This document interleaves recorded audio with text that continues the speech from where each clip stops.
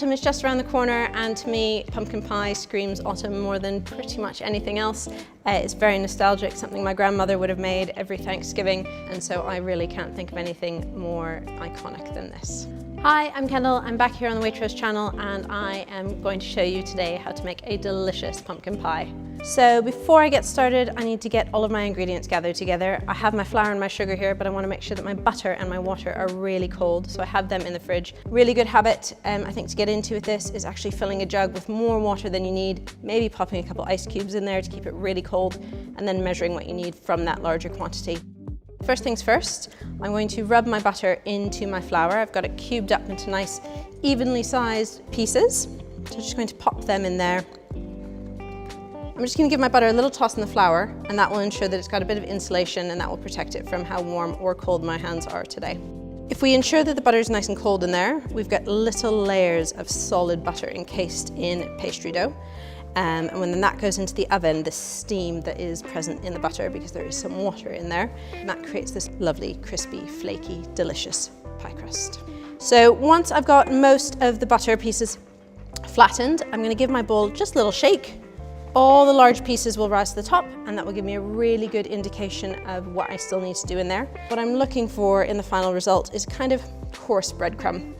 Now that I've got my butter reasonably well incorporated, I've still got a few larger pieces, but nothing to be concerned about. I can go in with my sugar and give that a little mix through, just to make sure that everything is evenly incorporated.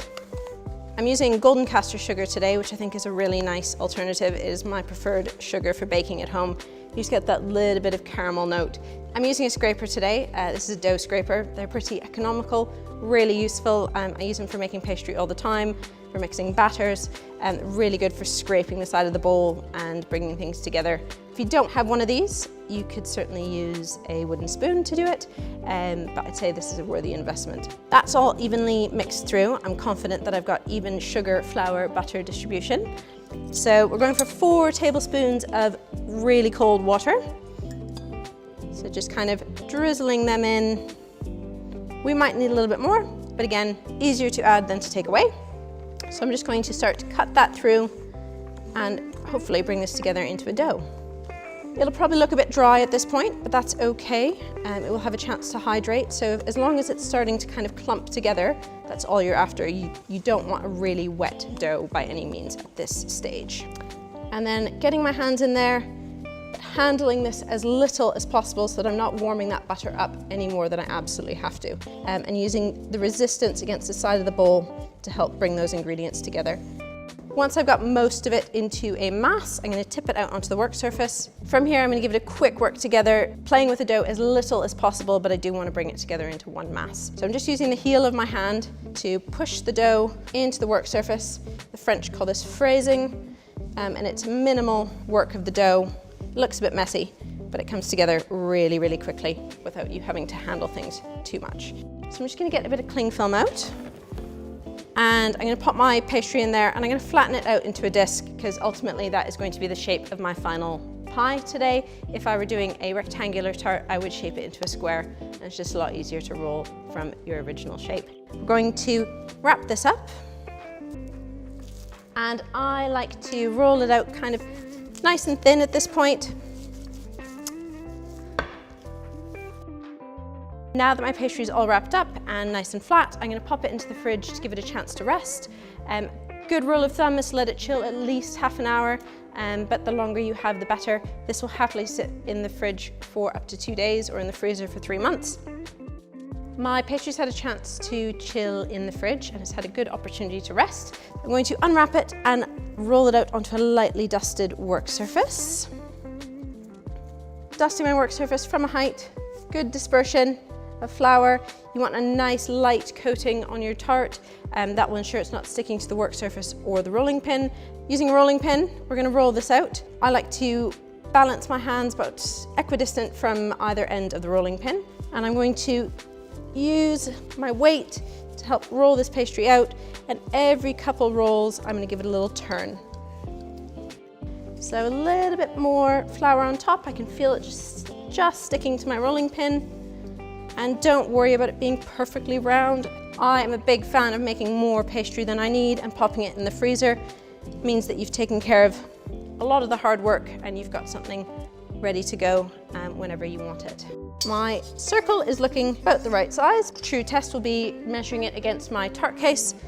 So popping your tart case on top of the pastry, and you want to make sure that you've got enough perimeter around the edge to go up and over slightly on your tart ring.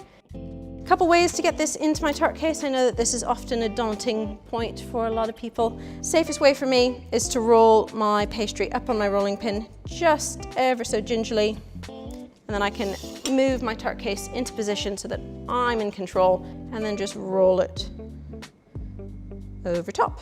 From here, I'm going to gently tease my pastry down into the ring.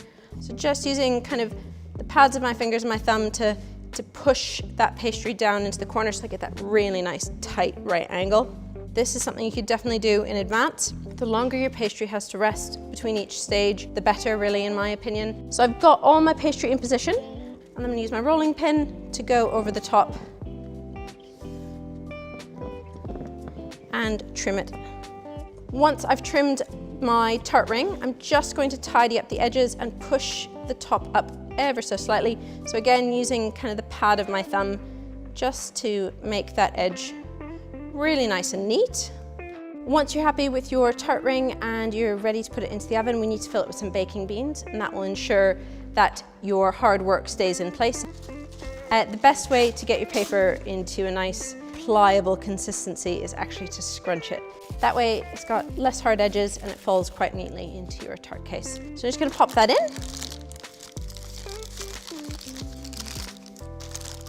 And I'm going to fill this with baking beans. You can get really fancy schmancy baking beans at cookware shops. At home, I just use a selection of whatever dried pulses and rice I have in the cupboard. It really doesn't matter, as long as it's got some weight to fill your pie crust. When you're filling your crust, you want to make sure that you fill it all the way to the top, and that ensures that the entire shape of your tart stays where it ought to when you go into the oven. So I'm just pushing this into the corners, making sure I get into every little nook and cranny, trying to keep that lovely tight right angle that I've worked so hard to roll. So that's ready to go into the oven. We're going to bake it blind with the beans in for about 15 minutes or until it's nice and golden. And then we'll take it out. And then we're going to give our tart a really nice egg wash just to help seal it and give it that really lovely glossy sheen. The egg wash that we're using is just the eggs from our filling. So using 3 whole eggs in your pumpkin pie filling. There's no waste. You don't need to crack another egg to egg wash your tart. It's just whatever is needed to seal it, and then the remainder will go into your pumpkin pie. While my tart crust is blind baking, it's a really good opportunity for me to make the filling. We're using tinned pumpkin puree today, which I know sounds a bit controversial, but honestly is really the best option. It's really consistent in flavor. If you wanted to use a pumpkin or squash, you absolutely could. The instructions for that are in the recipe, which is linked in the description below. To this, I'm going to add my golden caster sugar, so the same sugar I use in my pastry. If you don't have golden caster sugar, you could use plain caster sugar. So in with my sugar, my mixed spice, which I think screams autumn, 2 teaspoons of that, a pinch of sea salt. You could certainly use fine salt if that's what you've got in the cupboard. I quite like that little punctuation you get from flaky sea salt. We're going to whisk this together before adding our wet ingredients, so just making sure that it's really well combined. I've got my pumpkin, sugar and spice all mixed together. I'm going to go in with my wet ingredients now. So I've got the remaining of my 3 eggs that I used for my egg wash. Those can go in, and that's going to help set our tart. And I have 2 little tins of evaporated milk. And this is going to give a really lovely custardy sweet finish to our pumpkin pie. So bringing this together gingerly at first with a whisk. And I just want to bring it together until it's smooth and homogeneous. I'm not looking to incorporate any air in this at all. I just want to make sure that all of my ingredients are evenly combined. So my tart case has been egg washed and has had a chance to get really nice and crispy and golden. I'm just going to let it sit for 5 or 10 minutes to cool before I fill it with my pumpkin pie filling. My tart case has had a chance to cool, and I'm going to fill it right to the brim with my pumpkin custard. I'd say be brave here. No one likes a scantily filled pie. I'm going to pop it into the oven We're going to bake it at that high temperature for a good 15 minutes or so. Then we're going to reduce the oven temperature and take it to that lovely soft wobbly custard in the center. So here is my finished pumpkin pie. I've given it a chance to cool on a cooling rack, but I do still want to serve it warm. From here, I'm going to unmold it. The beauty of using a tin with a removable bottom is that it comes out quite nicely. I'm going to give my pumpkin pie a light dusting of some icing sugar and a little bit of spice. Mix that up in a little bowl, and we're going to sprinkle it around the edge of our pumpkin pie. I suppose if you were feeling really ambitious, you could cut a little stencil out of a pumpkin or a jack-o'-lantern and do that for your Halloween party. That'd be very cute. Today I'm going to serve this with a little bit of softly whipped cream, still slightly warm from the oven as it was intended to be. Lovely buttery, crisp pastry, nice soft set custard, and a dollop of whipped cream. Let's give it a try.